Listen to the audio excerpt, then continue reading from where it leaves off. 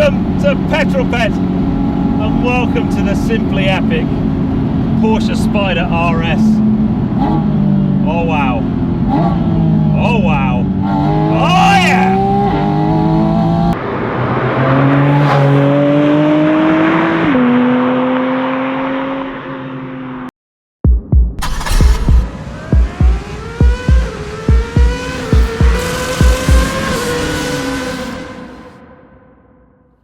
I have been very excited about getting this car on the channel since I first got behind the wheel of it at the Goodwood Festival of Speed, where it made its dynamic debut.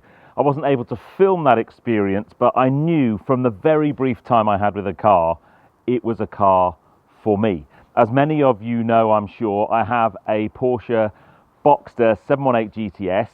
It's just parked in the garage over there. I was going to park them next to each other, but that car is so filthy, it's a disgrace. It's been a frustrating few days because I've had this car now, this is the fourth day I've had it, but really the only day I've been able to film. It's been absolutely torrential rain all week. But finally the sun is out and I can start to explore this car. Now, basic format, many of you know what this car is, or do you? Because most people will just describe this as a Cayman GT4 RS with the roof chopped off. Because there are many elements between this and the Cayman GT4 RS that are similar. They both have a GT3 engine in the back, 4 litre, flat 6, 9,000 RPM redline and 500 horsepower. However, they are actually quite different cars. You might also think of this as just a spruced up Boxster or a faster Spyder. You'd maybe be a little bit more correct on those ones, but it is a sensational car. There is much to discuss, so I guess let's first off talk about aero. Now, if you watched my Cayman GT4 RS review that I did last year, I think you might remember I really did like that car. In fact, I would go as far as to say it's one of my favourite Porsches I've driven, if not the favourite Porsche I've driven. But that car is a very hardcore, very track-focused car. And this, you think, well, okay, it's just a GT4 RS with the roof taken off, but it's actually not. They're designed for quite different things. The Cayman GT4 RS has a lot of aero. It has that big swan net wing at the back. It's got a big aggressive splitter at the front. And it's a very firm, very twitchy, very alive car to drive. This has been more designed to have a huge amount of fun down an alpine pass or on an amazing A or B road. It's more road focused. First off, they've softened up the damper rates a lot compared with the GT4 RS. And the big thing that's missing is that huge big swan neck wing at the back. Instead, you've got this little ducktail, although Andreas Pruninger actually calls this a swan tail. It's way more aggressive than the little ducktail you get at the back of the Spyder. And because you're not getting as much downforce on the rear, what they've also had to do is just pull the splitter in a little bit at the front. Otherwise, it would have too much downforce at the front and be far too edgy and sharp at the front end. So a little bit bleeding off a bit of aero, softening up the dampers. And then in terms of gearbox, it's got the 7-speed PDK. It's not available in a manual. And again, doing some reading, the couple of reasons for that is the manual that's in the Spyder has too long a gear ratios, and basically with the engine and the characteristics of the 9,000 RPM rev range and so on, that just wouldn't fit. And the manual that's in the GT3 literally doesn't fit in the car. So there's an engineering reason why it's a PDK, but also for me, having driven this car quite a bit this week so far, it's so quick and things happen so fast, actually a PDK suits this car really, really well. Next thing I want to talk about is weight. Let's talk weights. Mind you, you know me and weights with Porsche, I'm bound to get this wrong. First up, headline weight for this car, before you do anything to it, is 1,410 kilos. However, this press car has the Weissach pack, which is a 9,400 pound option. And it's, I guess, a little bit less dramatic than in the GT4 RS. The obvious telltale sign of the Weissach pack is the exposed carbon bonnet, and I just love these knacker ducts in it that feed into the brake cooling system. And then you've got the 918 carbon buckets. You don't have a roll cage in this car like you would do in the GT4 RS. And then the other thing it's got is a titanium exhaust, which is obviously lighter but also sounds really cool. The Weissach pack also opens up the option to spec magnesium alloys. Now this car doesn't have those, but the magnesium alloys, obviously they're going to reduce your unsprung mass, but if you do the Weissach pack with magnesium alloys, you can get this car sub 1400 kilos. And this press car also doesn't have the carbon ceramics, which would again improve unsprung mass but also reduce weight a little bit, I guess, too.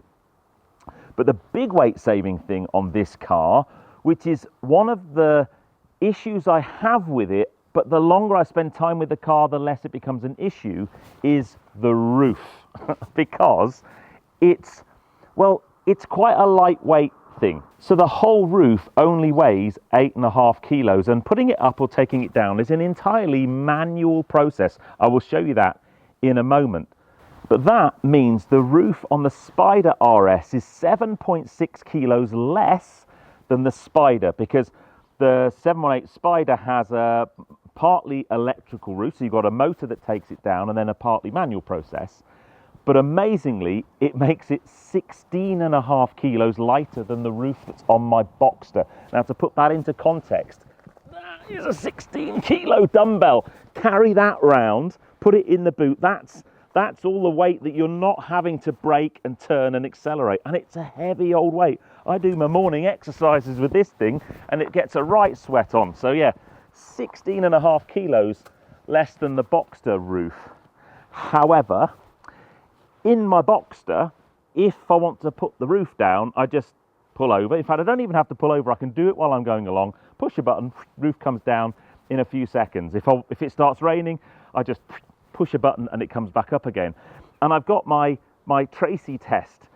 Tracy takes the Boxster out all the time with a roof up, roof down. It's not a problem. In a normal Spyder, I think that would be a bit of an issue. In this is way more of a faff. Now then, I'm going to try and do this in real time in one take. When I picked the car up from Porsche GB in Reading, I actually had roof school. I went through the whole process with one of the techs. It's actually not that complicated, as long as you know the order in which you need to do things, and the more times you do it, the easier it gets. The first thing you need to do to take the roof off, and actually also the first thing you need to do to be able to open the rear deck and get to the boot, is pull on these two little red straps, and that just loosens up these little wings, and you just fold them back on either side. We'll talk more about this here. This is the intake to the engine where all the amazing noise comes from. And then if I just get the key out and open that rear deck, and then the rear deck opens much like it would do in the standard Spyder. So that's quite cool. Next up, you have here is a tensioning lever, because this whole roof is in tension. So if I just pull that tensioner towards that side, and then I've got two little eyes that I need to unhook off of either side, and that takes the tension out of the roof. And then the side pieces here, you just pull these out, and there's a little clip that clips them to a bar. So pull these out, unclips the bar, and then finally there are three poppers along the top here. It's a little bit Caterham-esque, and then this whole piece here now lifts out, and that is stored in the boot. If you're going on a longer journey, there is actually a little bag for it in the boot, but you put that in the boot. That's kind of the first part. And then the next bit you need to do, I'm just going to open the door to make this a little bit easier, is you pull off this bar here and then roll. And actually this is where, if there's two of you, it's a little bit easier. You roll this up as neatly and as tightly as you can until you get to about here. And then underneath is a little latch that's very similar to the latch you would see in the Spyder. And then once you've done that, you can lift this off. and this sits in the back. You just have to close that latch again. Sits in the back quite nicely, and then you just have to just fold it as neatly and as nicely as you can, making sure everything's tucked away. Not really tight, done that very tightly at all. And then once everything is tucked away, the theory is you should be able to, there you go. And then the last thing you need to do is just close either side, close that down and shut the door. And then once it's closed and the roof's down, this car looks epic. I absolutely love this high level brake light in this beautiful carbon bridge. It's a stunning thing, carbon rollover hoops, and then you see the back of the carbon work on the 918 buckets. Really, really beautiful. And then the process to put it back up is just the reverse of that, really.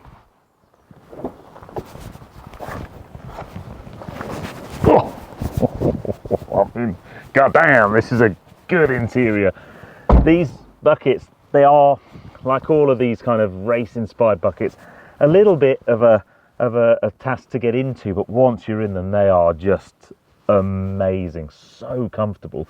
There is no recline in them though, they are fixed, so if you've got a dodgy back, probably maybe not the seats for you, go for the comfort ones.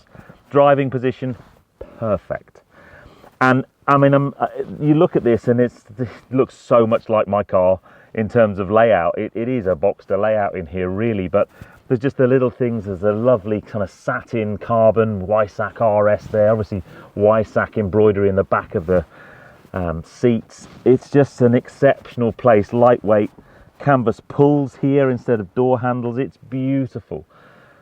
But this car is all about the drive, and the thing that makes this car dramatic to drive is the engine. GT3 engine, 9,000 RPM redline, but actually it's the same as the GT4 RS in that the intake for the engine is literally just behind my ear, and that means the induction noise, the visceral nature of the engine just comes alive in the car. It's really very loud in a GT4 RS. In a car with no roof, it's exceptional. And the thing I'm very excited about is, I mentioned already, this is the 4th day I've had this car.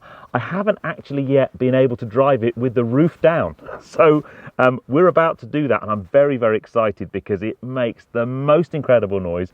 And I would be brave to say that maybe it's the best sounding car I've driven. Certainly one of the best. Certainly one of the best Porsches. It's just off the charts.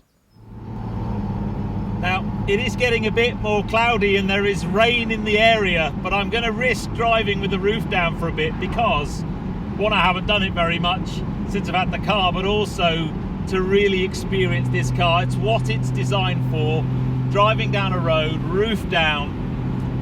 There's no sport mode or different drive modes in this car. It's just in sport mode all the time. There is a PDK Sport button down here. You've also got PASM, so I can firm up the dampers if I want to. I haven't done that because they're way firm enough for the road anyway, but they're still way more supple than the GT4 RS. And then there's a noisy exhaust button which I put on. But interestingly, this car, I don't think it's that loud from the outside. All of the noise comes from the induction that happens just behind my ear hole. And if you lift up the deck, you can actually see the pathway from that intake down into the engine, and it's quite a spectacular thing. When you're driving the car just normally with the roof down, just on the throttle, I'm just under 3,000 RPM, and you can, it is quite a droney car, but I will forgive it that, because when you open the taps and this thing clears its throat and you take it all the way up to that 9,000 RPM redline, it is a simply sensational car. Now, I would like to try to get the 0 to 60 time today. However, the road is quite damp and traction is at, well, it's limited today, let me put it that way. You've also got the ability to turn the ESC off And there's a button there that turns ESC and traction control off. I'm not going to be touching those today just because the road is so damp and so wet. So just like with my Boxster, you can have the car changing gear for itself, but if you really want to have some fun, into manual override, onto the paddles, drop down a couple of gears and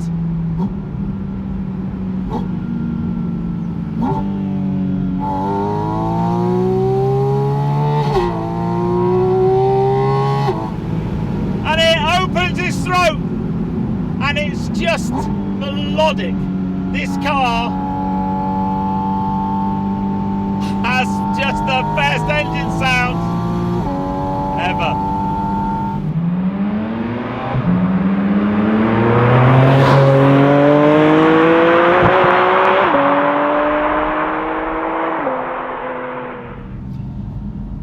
Well, I just had to bring it to my favourite bit of road, right? Had to. The road surface today is really horrible, very, very slippy. It's been wet the last few days, so I'm being super careful. But the nice thing about the car, 500 horsepower, but it doesn't feel like a car that's trying to kill you.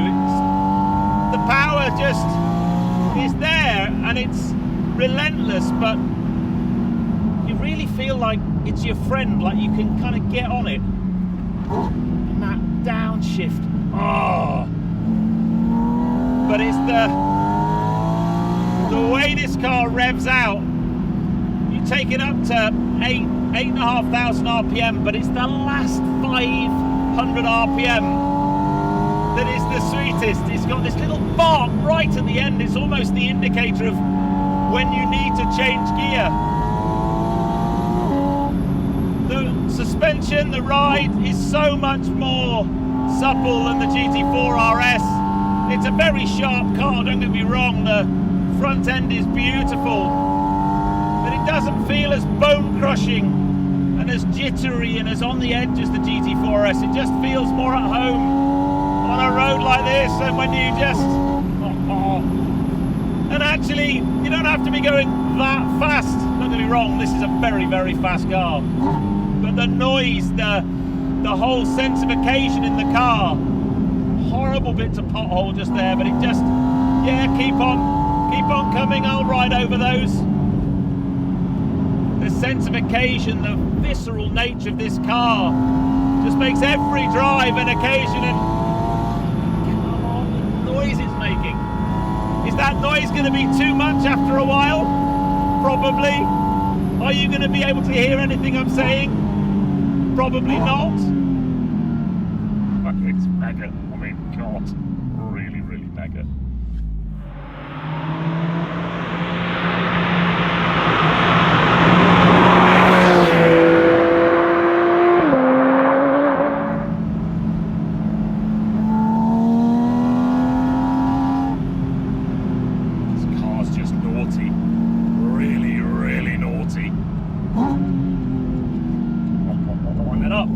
Petrol Ped hill climb. Had to do it really.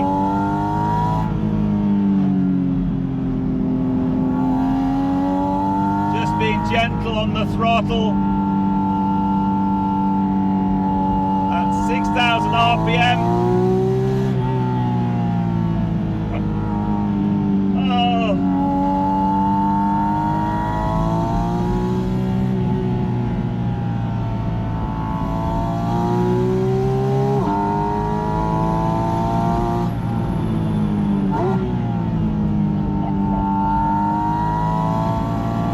Yes, please.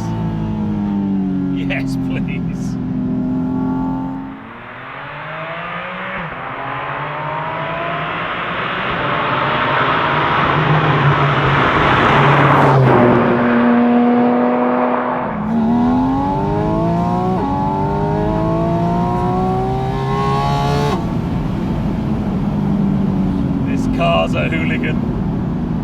But now I need to make my way back to Porsche GB, sadly. On the way, enjoy this thing because and honestly, it's the engagement levels of this car are just on another level. I haven't driven it on camera with the roof up, but I have driven it with the roof up plenty this week.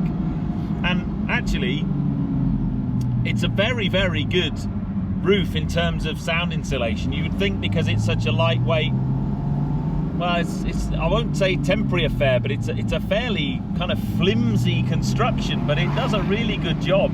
You know, in a lot of modern day convertibles and roadsters and things, you've got a triple lined roof and loads of sound insulation, and this car has none of that, but it doesn't really suffer for it too much. I wouldn't want to do 190 plus miles an hour with a roof on, if I'm honest, but you know. But yeah, very, very impressive roof up or roof down. Wow. The sad thing as I poodle through this 30 miles an hour village is that it's like all GT cars, unless you are one of the special few and you've bought, you know, many, many Porsches, there's no way you're going to get a build slot for one of these. But yeah, because in terms of spec, this car, the two big ticket items on it are the Weissach pack, which I've mentioned, 9,400 quid, and a nose lift, which is about £2,000. It's got the uprated stereo and a few other things, but nothing massive, and it's still 136,000, 137,000 pounds. So if you could get a build slot at that kind of money, this is the bargain of the century, absolute bargain of the century. Unfortunately, unless you've bought millions of Porsches, you aren't going to get a build slot for one of these, and therefore you're going to have to buy one used, and these things are going for quite a lot above list. Even in the crazy world of devaluing cars that we live in, I don't know, my gut feel says one of these, you're going to be spending a couple of £100 to get one of these. And that's just too much. And that means I can't have one, which is really annoying. And when I came into this car, I honestly thought that the roof would be basically a game over. I wouldn't want one because the roof would be annoying and faffy and fiddly. But the more you get to play with it, when you get to National 60, you have to, you know, give it a bit of squirt. But the roof really isn't that much of a big deal. I'll find out in a minute because I'm driving towards clouds and it could well be raining. But roof down, this car is sensational. It is a proper road fun car. It'd be amazing on track, don't get me wrong, but on a road, whoa. If I'm honest, on the road, I'd probably prefer to have Pilot Sport 4S's rather than the Cup 2s that's on it. Especially at this time of year, because there's a lot of standing water around the last few days. But even with Cup 2s, which are very track focused, don't like standing water, the grip levels, the traction levels have been really good. I haven't ever felt that this car is going to spit me off the road into a ditch. It's a car that you can tap into, it's a car that you can really get your head around. It's well within my talent envelope, and I love that about it. Absolutely love that about it. And on an open flowing B road, I can't imagine a better car. And on a sunny day in the Pyrenees or in the French Alps, oh wow, what a car this would be. Anyway, this video is far too long already. I'm going to enjoy my drive back to Reading, but guys, I hope you enjoyed that. Please put in the comments below what you think of the Porsche Spyder RS, a car I've wanted to drive since last summer, and oh my days, it has not disappointed at all. My new favourite Porsche. I know I say that every time I get in a nice, hot, spicy Porsche, but it's very good and it ticks all the boxes I want ticking, that's for sure. Anyway, hope you enjoyed that. If you did, give me a thumbs up. Comments below are always welcome, and if you haven't done so already, please subscribe to Petrol Ped for plenty more content to come. Big bottle. But I'll see you on the next film. Take care, guys. Drive safe.